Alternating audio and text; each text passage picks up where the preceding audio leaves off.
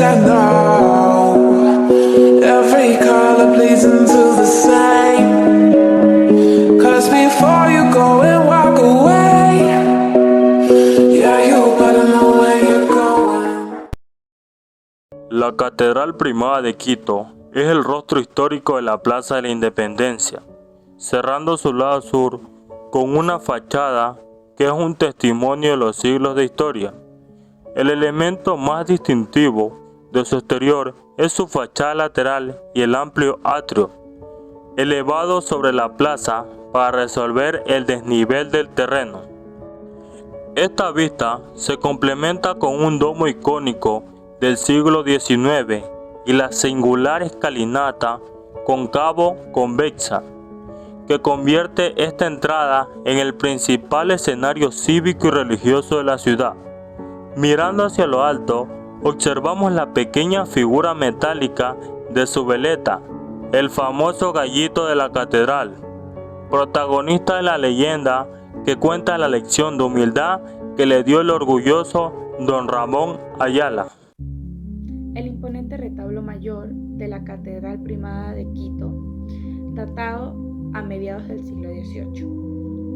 Es una obra maestra de la escuela quiteña que deslumbra por su talla dorada y su profunda iconografía. En el centro de su estructura monumental, tallada en madera y revestida de pan de oro y otros metales, se encuentra su tesoro más importante, el lienzo de la Virgen de la Asunción, atribuida al maestro Manuel de Samaniego. Esta obra no solo representa la elevación de María, sino que también narra la transición de la Virgen María en la fe católica. En la parte baja podemos ver a la Virgen que se muestra dormida, rodeada de los apóstoles, evidenciando el momento exacto en que su alma y su cuerpo son llevadas al cielo. La iconografía del retablo acompaña esta ascensión.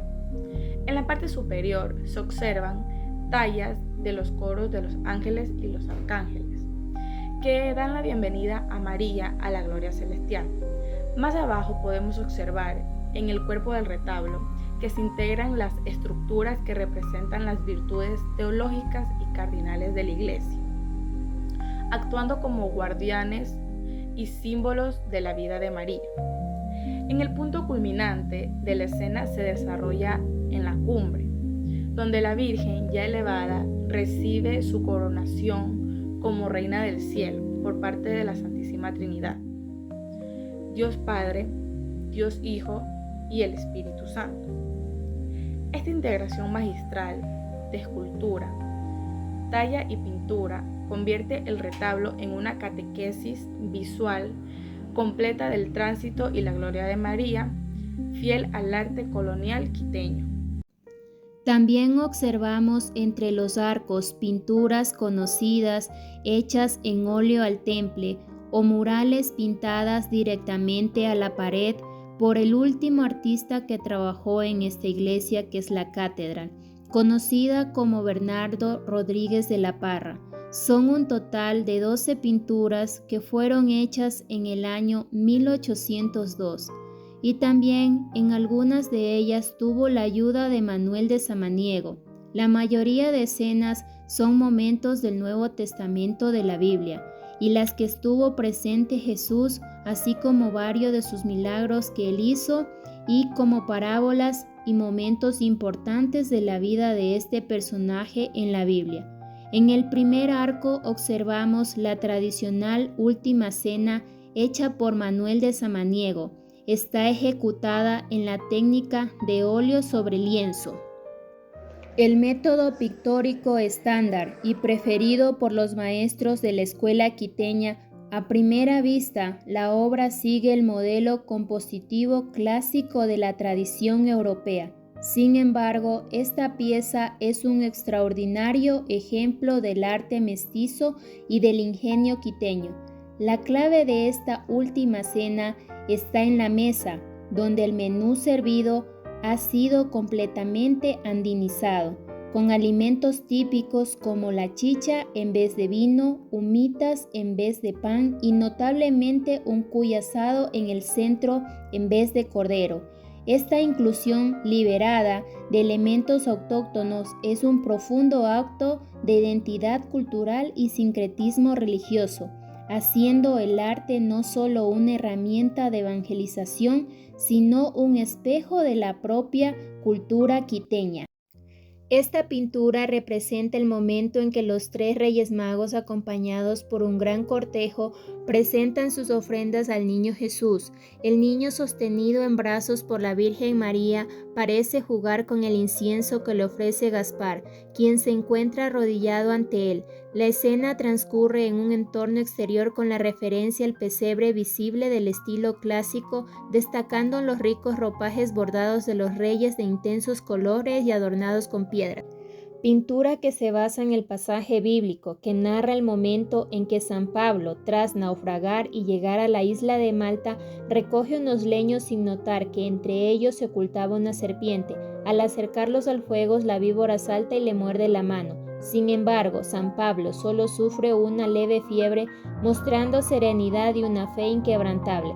En la obra se observan también otros personajes que miran con asombro su inmunidad al veneno, símbolo de protección y poder divino. Relato crucial del Nuevo Testamento que narra la transformación de Saulo, un ferviente perseguidor de los cristianos. En su camino a Damasco, Saulo es sorprendido por una luz deslumbrante y escucha la voz de Jesús, quien le pregunta ¿por qué lo persigue? Este encuentro divino lo deja temporalmente ciego, símbolo de su anterior ceguera espiritual. Tras ser atendido por un discípulo llamado Ananías, recupera la vista y se convierte al cristianismo adoptando el nombre de San Pablo. Esta obra de arte religioso representa un pasaje del Evangelio de San Lucas capítulo 5 versículos del 1 al 11, en el cual Jesús realiza el milagro de llenar las redes de los pescadores con una abundante cantidad de peces. Después de que estos no hubieran logrado capturar nada durante toda la noche, la escena refleja la fe y la obediencia de los discípulos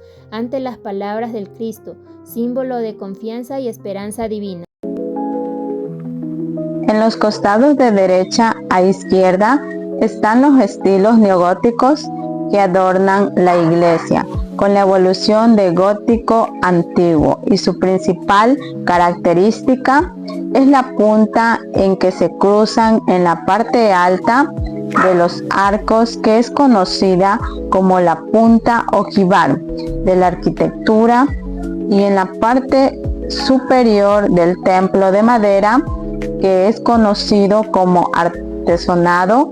Este fue hecho con una técnica conocida como mudéjar árabe, que fue traído desde España. Es una mezcla entre el arte español y el arte musulmán, que se ve en ese entonces en el siglo XVI. También a lo largo de todo el techo hay varias figuras geométricas. En este lugar donde se ubican los coros para entonar los cánticos en las eucarísticas, únicamente donde están presente la arquidiócesis de la ciudad. Un ejemplo de ello, cada 24 de diciembre en la noche se lleva a cabo aquí la misa de Navidad, que la preside el arzobispo de Quito, y también el miércoles de Semana Santa. Solo en esas ocasiones se entona el órgano, que se puede observar en la parte alta.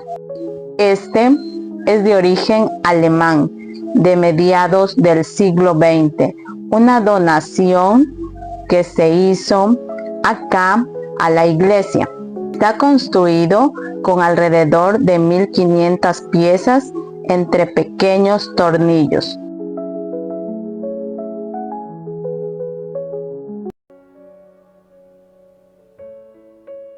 Nos encontramos con un testimonio silencioso de la vida intelectual y política del Ecuador del siglo XIX, donde reposan importantes figuras de la República. Aquí se entrelaza la historia del arte y la del poder ejecutivo. Entre los artistas de renombre, destacamos la presencia de Joaquín Pinto, cuyos restos descansan junto a los de su esposa en una de estas bóvedas. También encontramos la tumba de Juan Manosalvas, maestro fundamental en la formación de la nueva generación de artistas quiteños. Manosalvas fue uno de los primeros profesores de pintura y dibujo de la Escuela de Bellas Artes de Quito en la década de 1870, marcando la transición del arte colonial al académico. Un espacio de profundo fervor patriótico donde la arquitectura, el arte y la historia convergen en un solemne homenaje. El pórtico de estilo neoclásico anuncia la solemnidad con sus 3 cóndores de piedra a manera de acróteras, simbolizando la libertad andina, mientras que en el interior las paredes están realzadas con columnas de estilo gótico y tapizadas con placas conmemorativas de países e instituciones que rinden tributo al héroe. Detrás del sarcófago se exhiben las banderas de las repúblicas de Bolivia, Perú, Ecuador, Venezuela y Colombia, naciones liberadas por su gesta, y en la parte alta encontramos las pinturas del caballete de Mideros que enaltece su memoria, donde el arte que está plasmado en los arcos y en la cúpula es un testimonio visual del proceso de emancipación, como la obra La Noche o Esclavitud, que simboliza la opresión del pasado, y en el arco sur está coronado por el Día de la Independencia,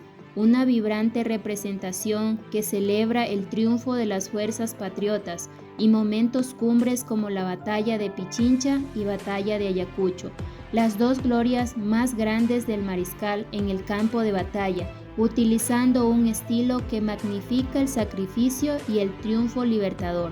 En los nichos de la pared norte, junto a la entrada, se custodia una réplica de la espada de Simón Bolívar y se venera la imagen de la Virgen de la Merced, patrona del ejército ecuatoriano, a quien Sucre se encomendó antes de la victoriosa batalla de Pichincha, convirtiendo este mausoleo en un testamento visual al sacrificio y la fe de los próceres que fue la Gran Colombia.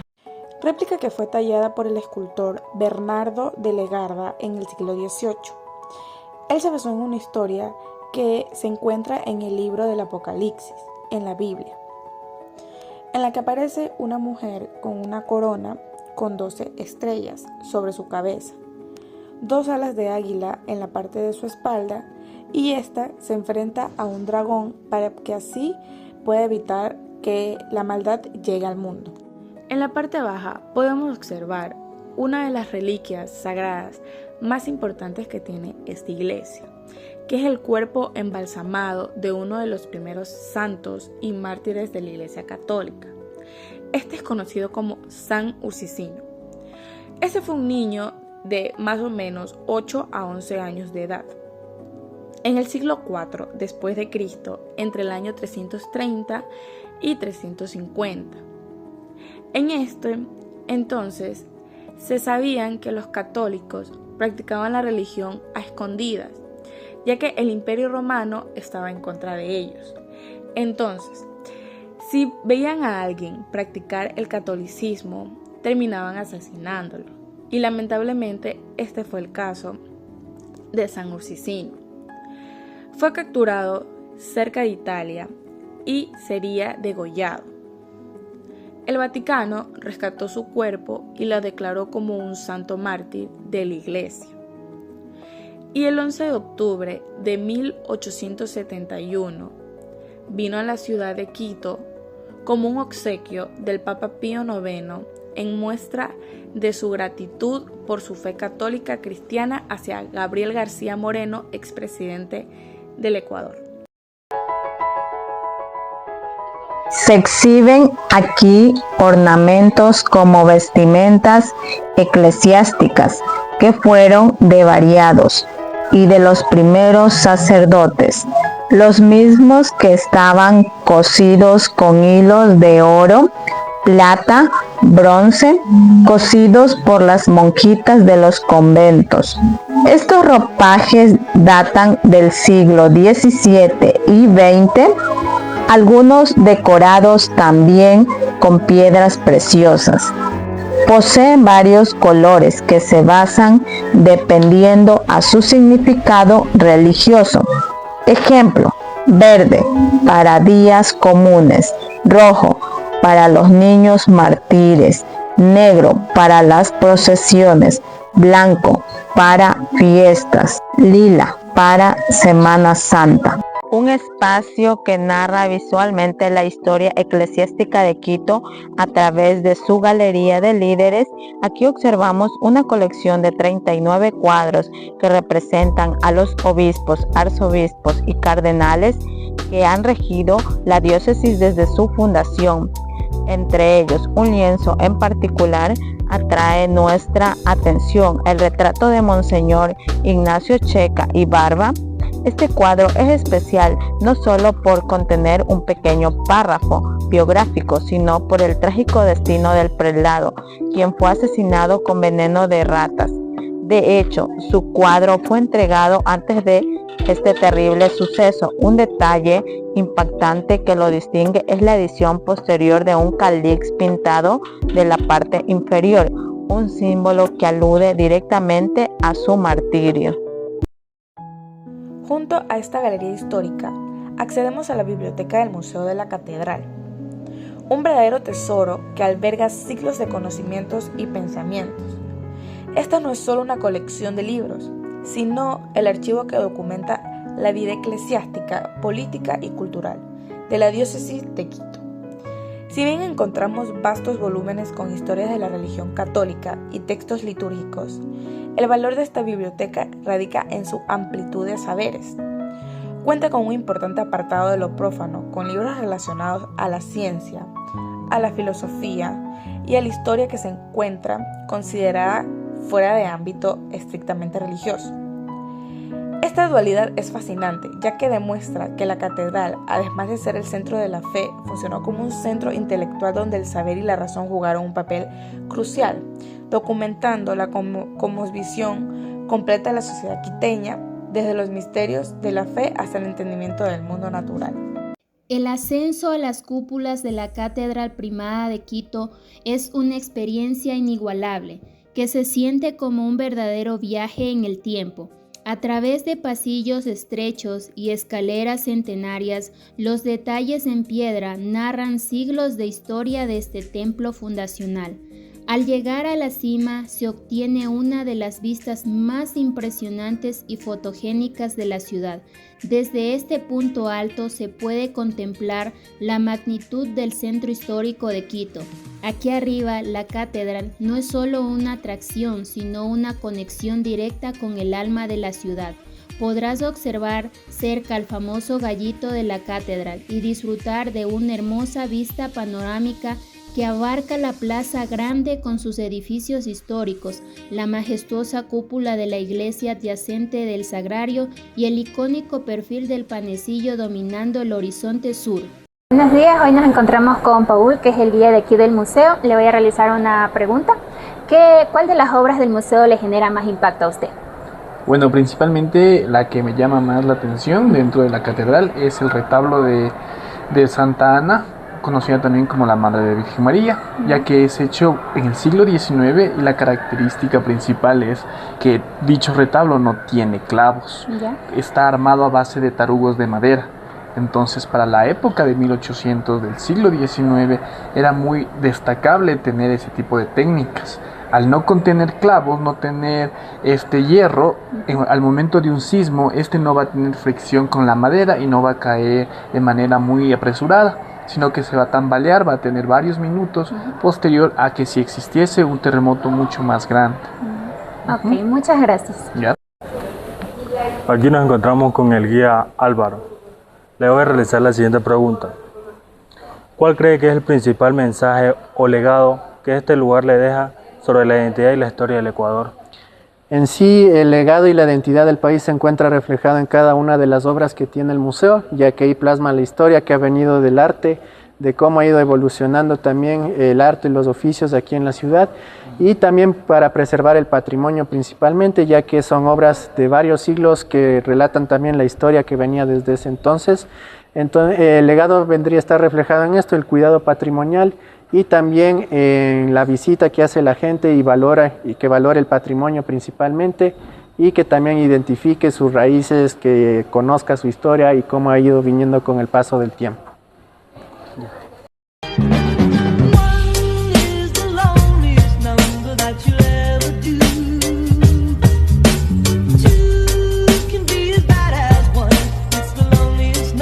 Since the